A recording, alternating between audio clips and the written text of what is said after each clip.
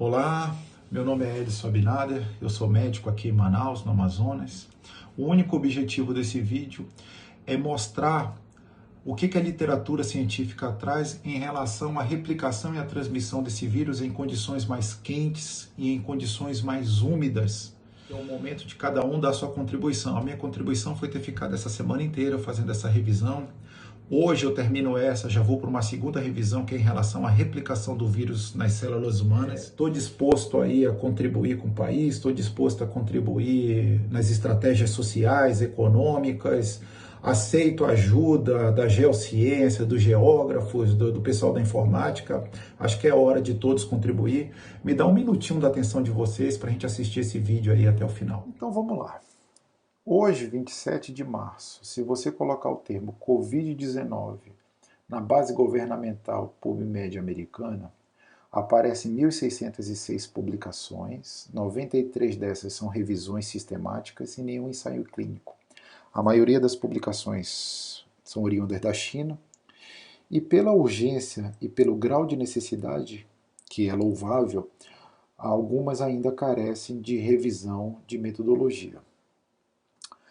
O que me chama a atenção? Me chama a atenção esse trabalho de 3 de março de 2020, que faz um paralelo entre as duas epidemias, a de 2002, que aconteceu em Foshan, no sul da China.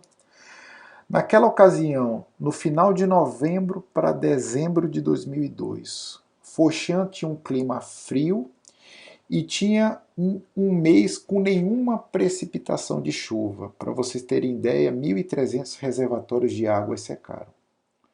17 anos depois, em dezembro também, agora de 2019, mais ao norte, em Wuhan, também com clima frio e seco, com quase nenhuma precipitação, somente 5 milímetros de precipitação, ressurge o coronavírus, agora coronavírus 2, responsável pela síndrome respiratória aguda. Então, 17 anos depois, a mesma condição climática se repete e conclui que ambas as epidemias de síndrome de respiratória aguda se iniciaram com clima seco e extremamente frio. A conclusão do trabalho é que a informação meteorológica ela deve nos servir de alicerce para integrar as nossas decisões futuras. Analisando outro trabalho, de 20 de março, só tem uma semana esse trabalho, o que torna interessante esse trabalho de 20 de março é que ele coleta dados de 52 dias, ao longo de 52 dias, de 430 cidades.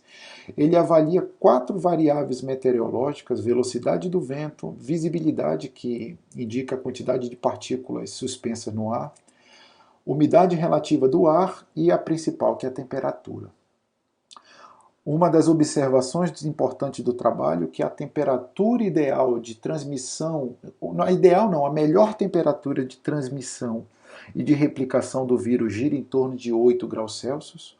Um detalhe importante é que esse trabalho não é somente de médicos, ele tem a participação de pessoas da Escola de Ciências Atmosféricas da China, assim como outros trabalhos têm participação de pessoas da tecnologia de informação e de processamento de dados. Esse trabalho de 20 de março ele mostra nitidamente um pico de novos casos, principalmente entre 0 a 10 graus Celsius, e depois ele mostra ainda existe novos casos, mas casos mais esparsos quando a temperatura chega próxima de 20 graus Celsius. Esse mesmo trabalho mostra um gráfico mais complexo, mostrando também a queda de transmissão dependendo dos dias de exposição, que varia de um dia até 2 semanas, que a queda de transmissão ocorre à medida que a temperatura se torna próxima de 20 graus Celsius. Agora, essa outra publicação de fevereiro, ela é bastante interessante porque ela analisa a transmissão em 429 cidades e avalia a diferença de temperatura. O que é importante dessa publicação é que a cada grau centígrado de aumento da temperatura diminui pelos cálculos deste trabalho, veja bem, em 0,86 casos. Então aqui a gente tem no eixo X o aumento da temperatura, no eixo Y a transmissão logarítmica dos casos. Veja que a transmissão ela vai se tornando mais esparsa, aqui a mediana em azul, quando aproxima-se da temperatura de 20 graus Celsius e mais esparsa ainda após a temperatura de 20 graus Celsius. Para mim, esse é um dos trabalhos mais interessantes. Ele foi publicado dia 9 de março de 2020, também é um trabalho chinês. O que é interessante desse trabalho é que ele trata agora um valor R, que é o índice de transmissão. Ele mostra no trabalho que o valor R de transmissão do vírus ele vai caindo à medida que a temperatura vai aumentando. Então aqui 0 graus, 10 graus, 20 graus. À medida que a temperatura vai aumentando, o R vai caindo.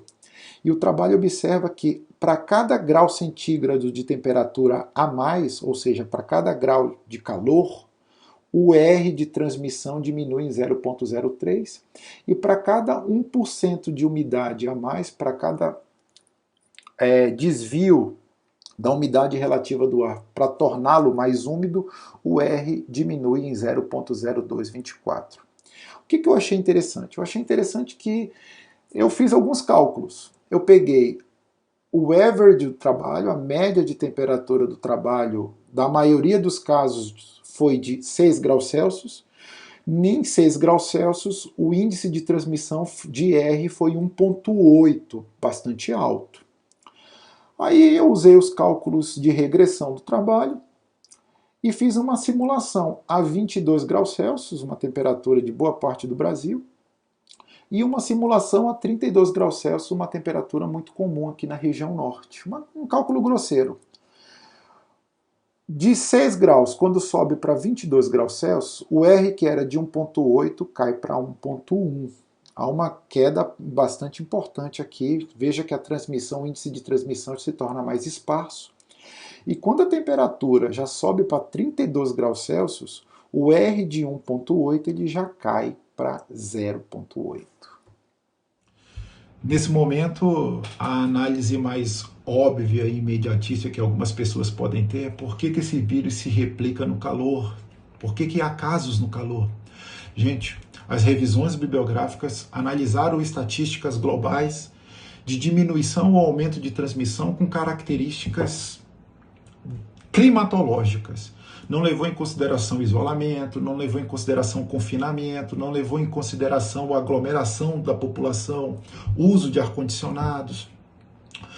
O que é interessante? É interessante a gente abrir a discussão e passar a tomar estratégias juntamente com os estudiosos do clima, médicos, estudiosos do clima, o pessoal da área de tecnologia de informação, de TI, para a gente traçar estratégias inteligentes, porque a replicação e a transmissão desse vírus vai ser de forma muito diferente nas diversas regiões e temperaturas e umidades do ar do país.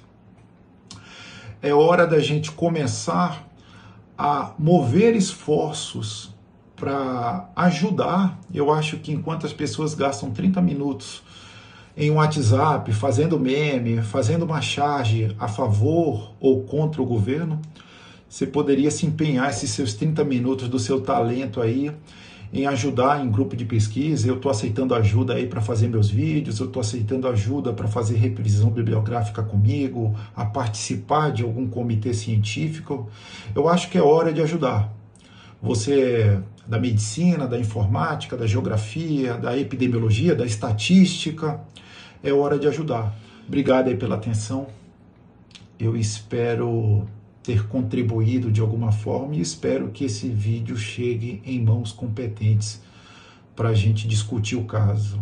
Eu me coloco à disposição, vou deixar aí meu contato aí de alguma rede social, não precisa me marcar, mas se alguém tiver interesse em entrar em contato para discutir o vídeo, eu estou à disposição.